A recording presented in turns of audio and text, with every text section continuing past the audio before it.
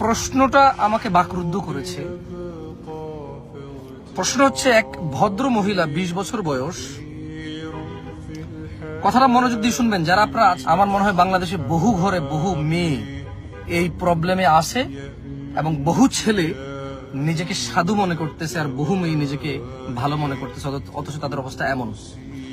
যারা আছেন মনোযোগ দিয়ে শুনবেন, কেমন উল্টাপাল্টা কোনো প্রশ্ন করবেন না, লাইভের মধ্যে কোনো প্রশ্ন করবেন না, মনোযোগ দিয়ে কথাটুকু শোনেন, দেখেন আপনি অবাক হন কি। আমি অবাক হয়েছি। লিখলেন যে, আসসালামু আলাইকুম হুজুর, আমি একজন মেয়ে, আমার বয়স 20 বছর, আমি এখন স্টুডেন্ট। আমি একজন ছেলের সাথে কথা বলতাম,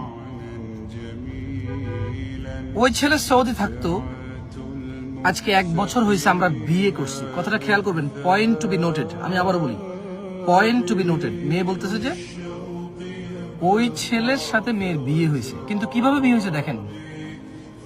বলে যে কিন্তু বিয়েতে কোনো সাক্ষী ছিল না।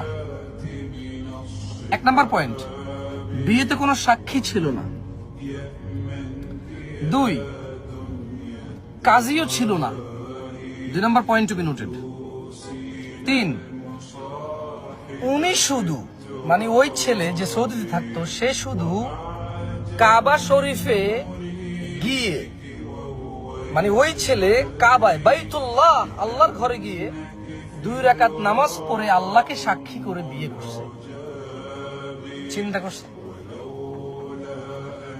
20 বছরের মেয়ে ইসলামে বিয়ের পদ্ধতি জানে না।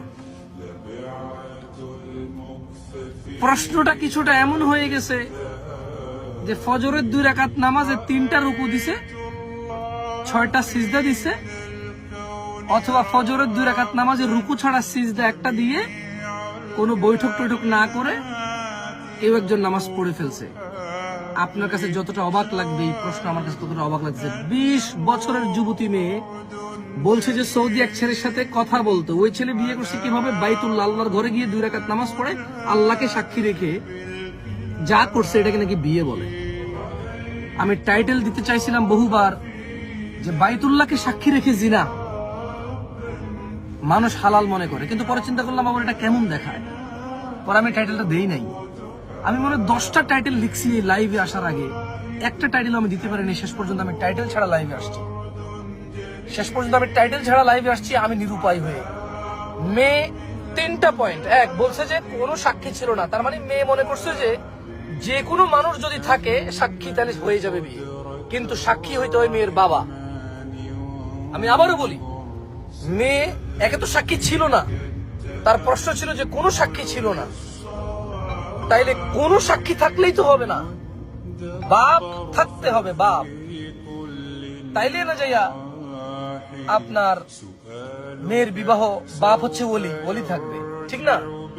মেয়ে বলছে কোনো সাক্ষী ছিল না, তার মানে মেয়ের ধারণা যে কোনো বেটা থাকলেই হয়ে যেত, কিন্তু যে কোনো বেটা থাকলেই হইতো না, বাপ থাকা লাগতো।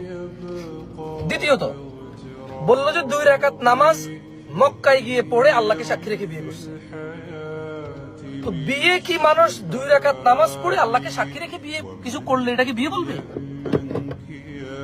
হ্যাঁ, এটাকে কি বিয়ে বলে? বিয়ে তো সাক্ষী থাকবে বাপ, বাপ তার মেয়েকে এত টাকা দেন মোহর ধার্যে ওই ছেলের কাছে, অমুকের ছেলে অমুকের কাছে বিয়ে দিবে, ছেলে কবুল করবে, গ্রহণ করবে, এটা হচ্ছে বিয়ে। কিন্তু সে বললো যে 2 রাকাত নামাজ মক্কায় গিয়ে পড়ে, বাইতুল্লাহ গিয়ে পড়ে তারপর আল্লাহকে সাক্ষী রেখে বিয়ে করছে, অথচ সেটা তো বিয়ে না, জেনা ব্যভিচার। তারপরে তার প্রশ্ন, পরে তার ফ্যামিলি জানাজানি হয়ে গেছে, জেনে যাওয়ার পরে ফ্যামিলি মেনেও নিছে। এখন প্রশ্ন, ফ্যামিলি জানার পরে ফ্যামিলি মেনে নিছে, এখন কি তারা জেনার মধ্যে আছে নাকি তাদের বিয়েটা হয়েছে?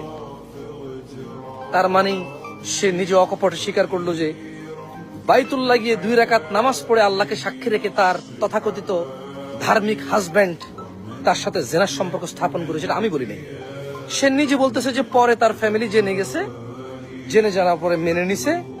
তো এখন কি তাদের বিয়েটা হয়েছে যেহেতু ফ্যামিলি মেনে নিছে, নাকি তারা জেনার মধ্যে আছে?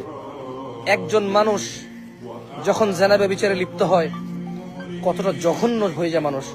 আল্লাহর ঘর বাইতুল্লাহ যেখানে গিয়ে মানুষ সমস্ত গুনাহ সাফ করে আসে, সেই বাইতুল্লাহকে ব্যবহার করে জিনার ব্যবস্থা করে মানুষ। ছোট ভাই এবং বোন আমার, তোমরা যারা বিবাহের পূর্বে সম্পর্কে আছো, বিরত হও। তোমাদের ভাই আমি পরামর্শ দিচ্ছি, বিরত হও। অথবা তোমাকে এই জানা ব্যভিচার, এই বিবাহ বহির্ভূত সম্পর্ক, যেটাকে তুমি প্রেম বলো, তোমাকে এমন জায়গায় নিয়ে ছাড়বে, তুমি মৃত্যু তো দূরের কথা, তুমি জীবিত থাকা অবস্থায় তুমি আফসোসে একটা সময়, যদি কখনো তোমার হৃদয় আল্লাহর ভয় আসে, আলহামদুলিল্লাহ, তাইলে তুমি সেদিন বুঝবা যে তুমি কত বড় ভুলের মধ্যে ছিলা। দেখছো, ওই ছেলে শুধু এই মেয়েকে পাওয়ার জন্য আল্লাহর ঘর বাইতুল্লাহকে ব্যবহার করলো, বাইতুল্লাহ গিয়ে 2 রাকাত নামাজকে ব্যবহার করলো। সে মহাপ্রতাপশালী, মহাপ্রজ্ঞাময়, পরাক্রমশালী রব্বুল আরশেল আযীম মানুষের প্রতিপালককে পর্যন্ত সে ব্যবহার করলো তার জেনা করার জন্য। সো তোমরা যারা বিবাহ পূর্বে বহির্ভূত সম্পর্কে আছো, বিবাহ, তোমরা এটাকে সিনেমা নাটক, তোমাদেরকে এটাকে প্রেম বলছে, তোমরা এটাকে প্রেম বলো। আমরা এখন এমন এক জঘন্য জীবনে আছি, যে জীবনে তুমি মায়ের পেটে বাচ্চাকে হত্যা করলে ডাক্তারি ভাষায় অ্যাবর্শন বলে ফেললে আর হত্যা মনে হয় না। এমন এক পৃথিবীতে আছি, এমন এক বর্তমান সময় পার করতেছি যা লজ্জাস্কর এবং যা জঘন্যতম এক সময় যাচ্ছে, যেখানে মায়ের পেটে, মায়ের গর্ভে বাচ্চা হত্যা করে অ্যাবর্শন বলে, যেখানে বিবাহের পূর্বে ছেলে ও মেয়ে কথা বলা জেনাকে প্রেম এবং ভালোবাসা বলে। এমন এক বর্বর সময় পার করতেছি। জাহিলি যুগে এমন ছিল কিনা জানি না। জাহিলি যুগে মায়ের গর্ভে বাচ্চা হত্যা করতো না, কন্যা সন্তান হয়ে গেলে মেরে ফেলতো জীবিত হওয়ার পর, এবং তারা মনে করতো এটা হত্যা।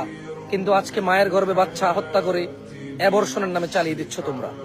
বিরত হও ভাই আমার, বিরত হও।